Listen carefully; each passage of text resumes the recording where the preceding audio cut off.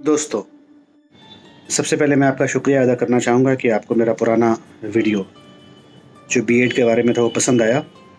लगभग 30,000 लोगों ने उसे देखा और आप लोगों में से कई लोगों ने कई प्रश्न भेजे। इन प्रश्नों को लेकर के हम ये वीडियो बना रहे हैं और इनमें आपके सारे प्रश्नों के हम जवाब देंगे।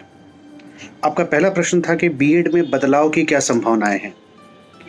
अभी तक ऐसा होता था कि हम ग्रेजुएशन करते थे, ग्रेजुएशन के बाद में 2 साल का बीएड पाठ्यक्रम करते थे। लेकिन अब सरकार ने यह देखा कि बहुत सारे स्टूडेंट्स, बहुत सारे छात्र जो किसी और जगह पर जहाँ पे उनका एक जो ध्येय जो है वो एक शिक्षक बनना नहीं होता, वो जब और कई जब फील्ड्स में कोशिश कर लेते हैं, जब उनका कहीं जॉब नहीं होता, तब जा कर के वो बीएड में दाखिला लेते हैं। तो सरकार चाहती है कि वैसे लोग ही बीएड में या शिक्षक के रूप में आए जो शिक्षक पेशे को सीरियसली लेना चाहें। तो इसलिए सरकार इस बात पे विचार कर रही है कि अब 10+2 के बाद 4 साल का बीएड पाठ्यक्रम होगा, जो ग्रेजुएशन प्लस बीएड पाठ्यक्रम संयुक्त रूप से होगा, जिसको आर्ट्स के स्टूडेंट्स होंगे वो बीए बीएड करेंगे, जो कॉमर्स के स्टूडेंट्स हैं वो बीकॉम बीएड करेंगे और जो साइंस के स्टूडेंट्स हैं वो बीएससी बीएड करेंगे और इसी नाम से पाठ्यक्रम चलाए जाएंगे। इस पर विचार हो रहा है। उम्मीद है कि 1-2 साल में इस पर कोई ना कोई अंतिम फैसला लिया जाएगा। अगले प्रश्न की तरफ चलते हैं। आपने पूछा है कि बीएड और DElEd, diploma in elementary education, दोनों में क्या फ़र्क है? बीएड हम ग्रेजुएशन के बाद करते हैं, डिप्लोमा इन एलिमेंट्री एजुकेशन हम 10+2 के बाद करते हैं। दोनों की अवधि 2-2 साल ही होती है। अगर हमको किसी स्कूल में जूनियर टीचर के तौर पर काम करना है तो वैसी स्थिति में, यानी कहने का मतलब कि क्लास 6 या उसके जो नीचे अगर जो बच्चे हैं उनको पढ़ाना है, तो वैसी स्थिति में हम diploma in elementary education DElEd की पढ़ाई कर सकते हैं 10+2 के बाद, और फिर इन स्कूलों में हम एक जूनियर टीचर के तौर पर अपनी सेवा दे सकते हैं।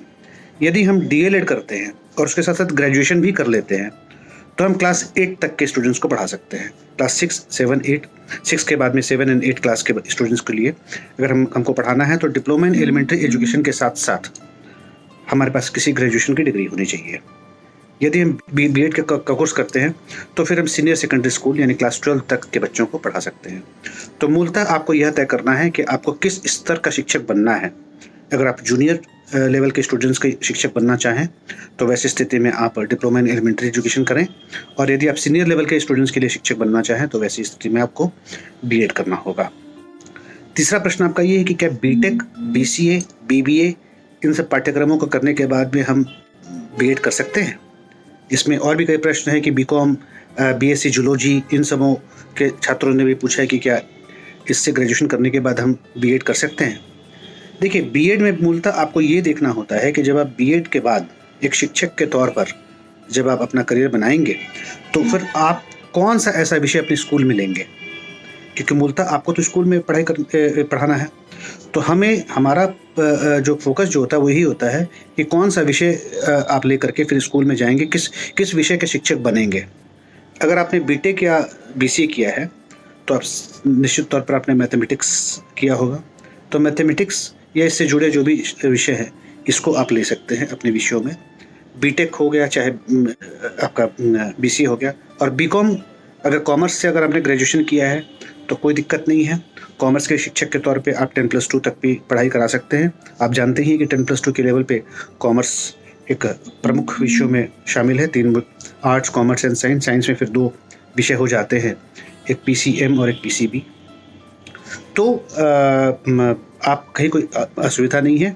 और national Council for Teachers education भी यही कहती है कि कोई भी छात्र किसी भी विषय में अगर वो ग्रेजुएट है, स्नातक है, तो वो बीएड के लिए एलिजिबल है।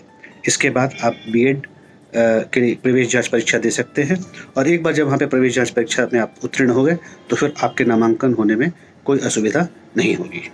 चौथा प्रश्न आपका ये है कि बिहार से बाहर हम अगर बीएड करें तो उसमें कोई दिक्कत नहीं है। सिर्फ एक बात का ध्यान रखें कि आपका BEd National Council for Teachers Education यानी एनसीटीई, जो कि गवर्नमेंट ऑफ इंडिया की एक बॉडी है, उससे मान्यता प्राप्त होना चाहिए और आपका पाठ्यक्रम एक रेगुलर पाठ्यक्रम होना चाहिए। डिस्टेंस एजुकेशन से जुड़े भी एक प्रश्न हमारे पास आए हैं कि पत्राचार से बीएड कैसे करें। तो पत्राचार से बीएड करने के लिए सबसे बेहतर तरीका है IGNOU, Indira Gandhi national open university. इनके कई रीजनल सेंटर्स हैं, और अगर बिहार की बात आप करें तो एक नालंदा ओपन यूनिवर्सिटी को भी आप इंक्लूड कर सकते हैं। 500 सीटों का national Council for Teachers education ने प्रत्येक विश्वविद्यालयों को एक लिमिट दे रखा है कि आप डिस्टेंस एजुकेशन के माध्यम से जो भी छात्र दाखिला लेना चाहते हैं तो उनको आप 500 छात्रों तक का दे सकते हैं, बट उसके लिए भी आपको उसी प्रवेश जांच परीक्षा से गुजरना होगा जिस प्रवेश जांच परीक्षा के माध्यम से रेगुलर पाठ्यक्रमों में दाखिला होता है। और अंत में बीएड कॉलेज के लेक्चरर बनने की क्या योग्यता है। बीएड कॉलेज में अगर आप लेक्चरर बनना चाहते हैं तो पहले आपको बीएड करना होगा और उसके बाद एमएड मास्टर्स इन एजुकेशन करना होगा और किसी भी एक ऐसे विषय में आपको पोस्ट ग्रेजुएशन करना होगा जिसके आप शिक्षक बनना चाहते हैं। मसलन यदि आप हिस्ट्री के शिक्षक बनना चाहते हैं तो वैसी स्थिति में शिक्षक हिस्ट्री के पोस्ट ग्रेजुएशन का पोस्ट एमए आपको हिस्ट्री में एमए करना पड़ेगा और उसके साथ साथ एमएड मास्टर्स इन एजुकेशन और बीएड इसको आपको करना होगा। एक दूसरे विकल्प के तौर पे आप बीएड करें, बीएड करने के बाद आप एमए इन एजुकेशन 2 साल का पाठ्यक्रम होता है वो आप कर सकते हैं। अगर आप बीएड और एमए इन एजुकेशन करते हैं तो फिर आपको एमएड और पोस्ट ग्रेजुएशन किसी एक विषय में करने की आवश्यकता नहीं होगी, क्योंकि बीएड और एमए इन एजुकेशन करके आप जो बीएड का जो कोर सब्जेक्ट है एजुकेशन उसके लेक्चर के तौर पे अपनी सेवा दे सकते हैं। मुझे लगता है कि आपके तमाम प्रश्नों का जवाब आपको मिला होगा। यदि आपके और भी कोई प्रश्न है तो आप मुझे भेजें, मैं निश्चित तौर पर आपके सभी शंकाओं का समाधान निकालने की पूरी कोशिश करूँगा। धन्यवाद, शुक्रिया।